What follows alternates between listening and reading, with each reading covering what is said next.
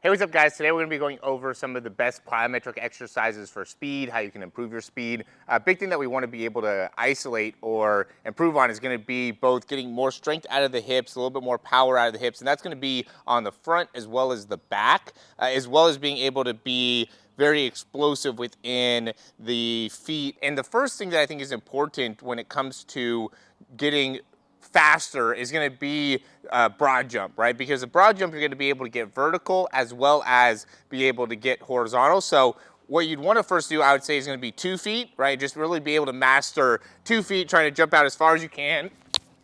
And really, as I'm doing that, I want to be able to get a good arm swing. And as I get better with those, I would go into a single leg broad jump. So I'm here, and I just want to be able to jump off 1, land on 2.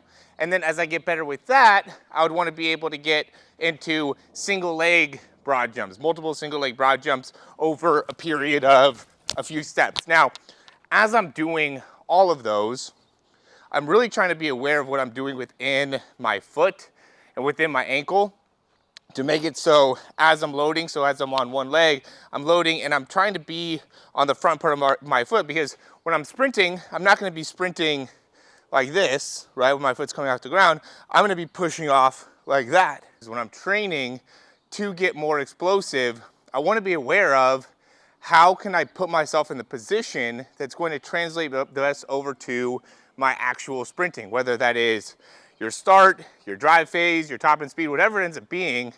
Let's be more aware of what am I doing at the hip, what am I doing at the knee, what am I doing at the foot, and even where's my spine position? Okay, I'm gonna do a single leg broad jump and I get into this position.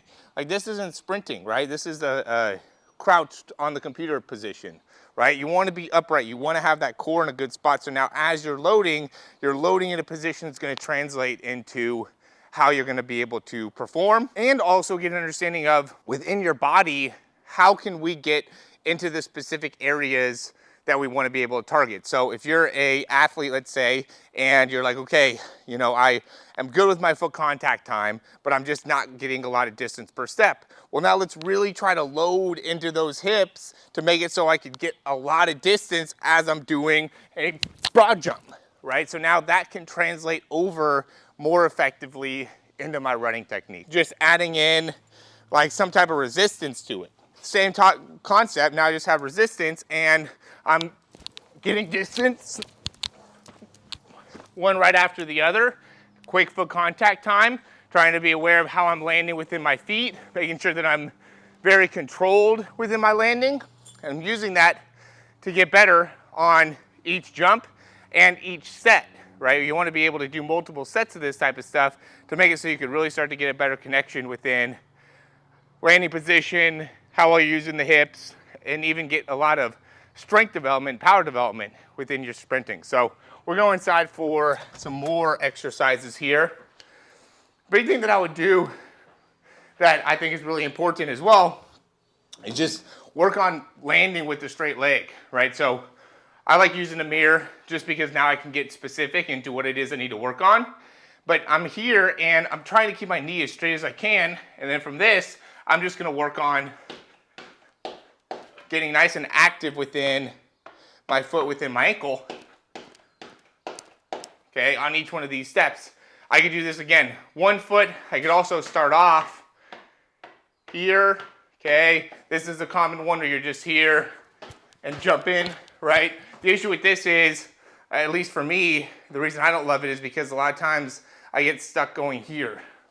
So I want to be able to do this a little bit more because I think it's an easier thing for me to be able to keep good extension within my knee as I'm going through. I'm really trying to like squeeze my quad on each one of those steps. I think this is this was probably the best exercise to be able to help you with your foot contact and your foot strike when it comes to sprinting.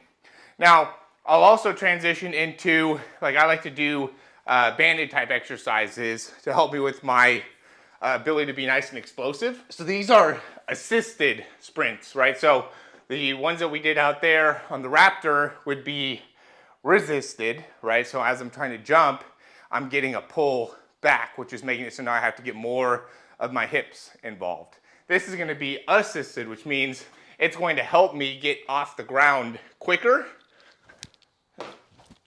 and make it so I have to really focus on, when I'm landing, being able to be explosive out of the get-go, okay? When you're doing this, my arms are right by my side, okay? So I'm not doing a lot here. I'm just locked in with my arms, and I'm just going right up and down on each one to make it so I can get good foot contact, right? I want to be nice and quick off the ground, okay? I can do that now with one foot as well,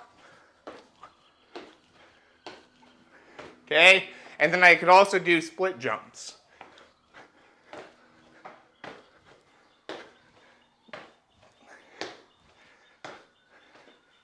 These are all good things that will translate to you being able to run faster. The split jumps, it's really about being able to be effective with how I'm coming through on each jump, right? So again, I like to look at in the mirror as I'm doing this. I'll do this assisted, resisted, with holding dumbbells, without holding dumbbells. I just think, I started doing these when I was probably 6 or 7 years old, the split jumps, and I think that this is the best thing, honestly, that I did, right? And it's just being here, and I'm working on coming straight forward and straight back within each one of these.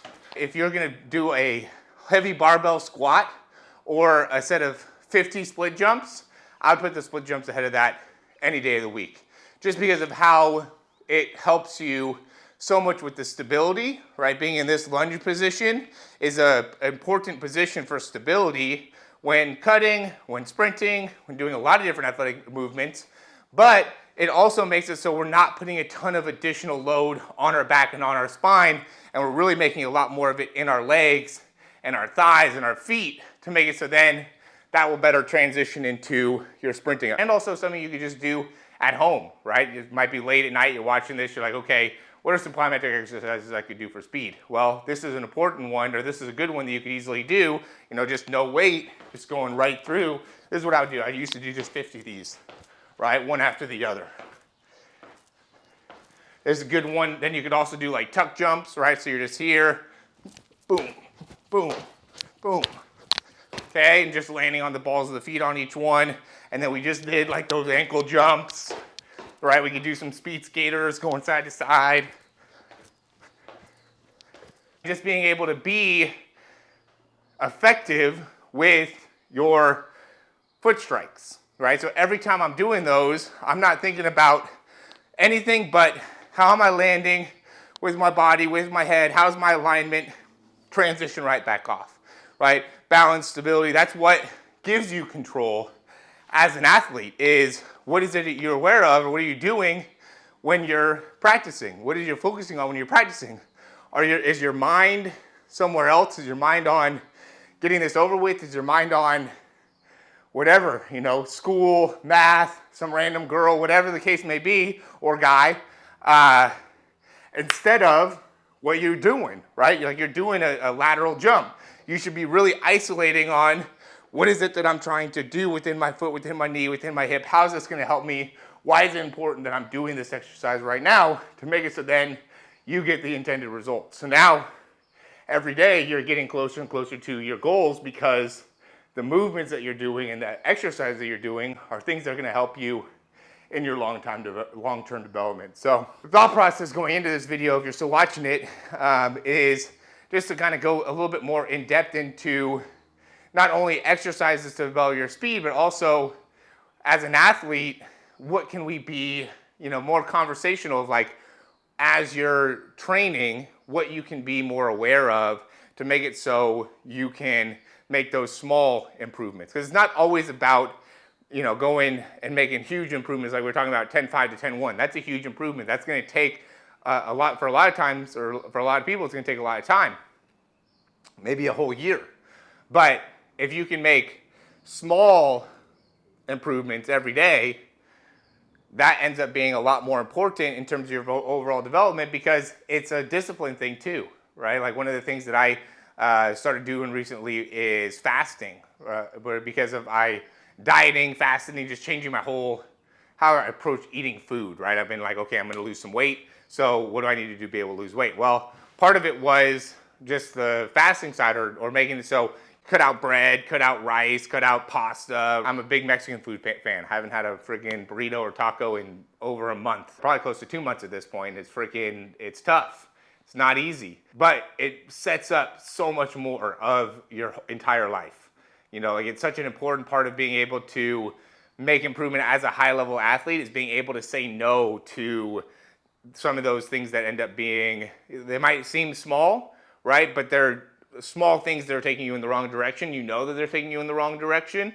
And with a very small, subtle movement or action in that day, you can end up making more and more, you're setting up building blocks to get you closer to your goals rather than further than your goals. And so when you're going through day by day, you should be looking at what are the things that I'm doing every day that are taking me further from my goals, and what are the things I'm doing every day that are getting me closer to my goals, and how can I get more things in my day that are getting me closer to my goals. And I think a big part of that is going to be your diet. I think a big part of that's going to be your rest, and then a big part of that's going to be how can you get the most out of a workout, right? When the difference between the world champion, right, the Olympic champion, you know, Noah Lyles, let's say, with him running a 9,800 meter in comparison to another American sprinter running a 9,900 meter. There's a ton of them that are at that level, or even running 10 seconds, under 10 seconds. The point being is, it's not a big difference, right? If you're watching this video still, I would make the argument that there's probably not a big difference between you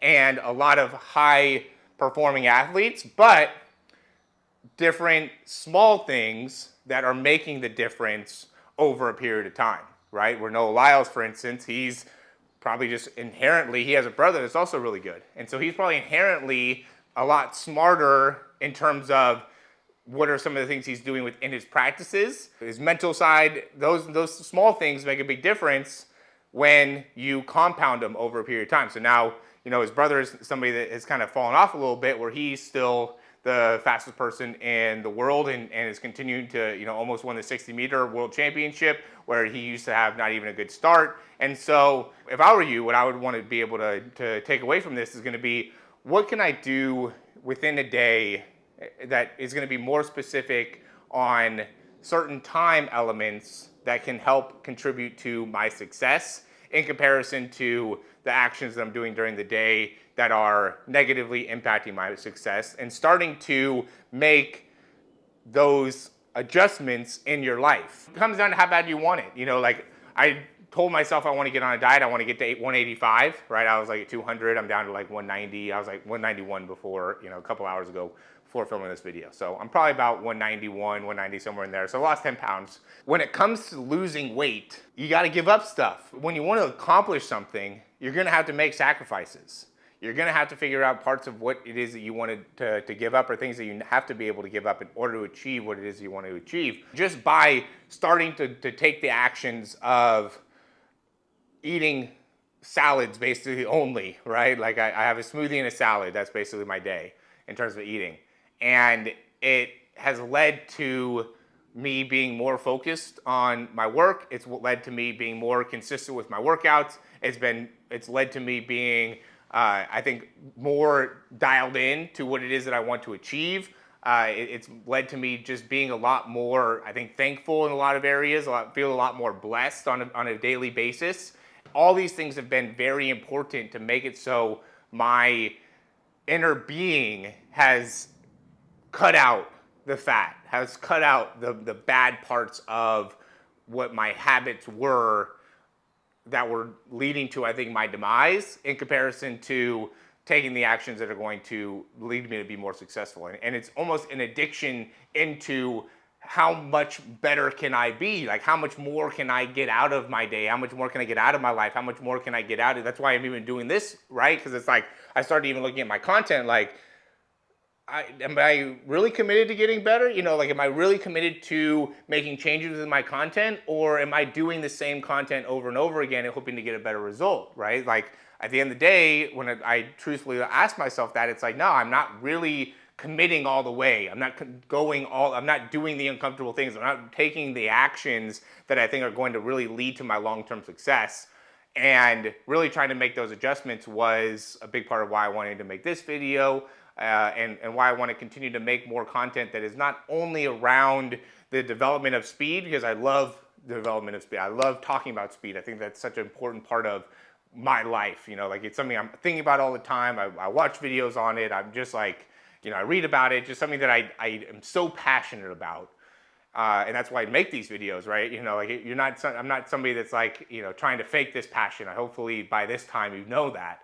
But it's also I think, opportunity for me to be able to get a little bit more specific into how can I go outside of where I'm comfortable, which is just the speed performance side, and really get into like the background to make it so I get to this position, right? Because like I watch people all the time where you could tell they had a lot more given to them, I think, when it comes to like the genetic side of things, or you're working with athletes that have a lot more given to them genetically from the beginning, where I'm somebody that's from the bottom up, right? Like I grew up, I was adopted. My dad is a center, football coach, center.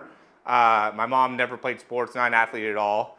My biological dad was a singer, right, or like a drummer or something. And then, you know, and my mom ended up getting pregnant when she was 15, you know, sneaking out, getting, you know, drunk or whatever, and going to a rock concert. Just to give an idea of like, it obviously doesn't matter. It matters, but it doesn't matter in terms of that where I came from, you know. So genetically, I don't have like this great foundation to build off of. But because my dad's a football coach, played center, all this type of stuff, I wanted to be great so bad. And I wanted to be fast so bad. And I wanted to be the guy that was fast. So I had to be able to figure out how to do that. And that's why it's so important to me to be able to get specific into those small details, right? Because people want to always talk about like, oh yeah, you're getting too much into the details. All those details don't really matter. Well, they do, you know, like it might not matter for, again, Noah Lyles or Fred Curley or these guys that are running such elite times because they can overcome a lot of that stuff naturally. But for somebody that is just getting started and somebody that's looking to get a great foundation and looking to get great fundamentals, then it does make a big difference. Like those small things can make it so you can overcome a lot of problems within sprinting very quickly.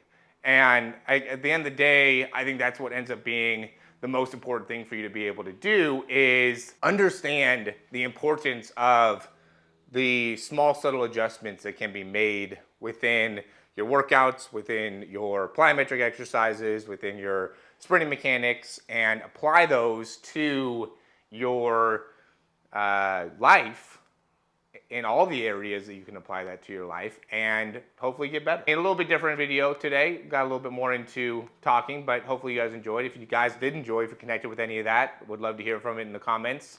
And yeah, we'll keep on doing some videos like this, getting a little bit more specific into my story, and would love to hear a little bit more about your story, where you're at, and how you can potentially learn from this, or what did you learn from this that you can apply to your own life or your own sprinting and hopefully get better.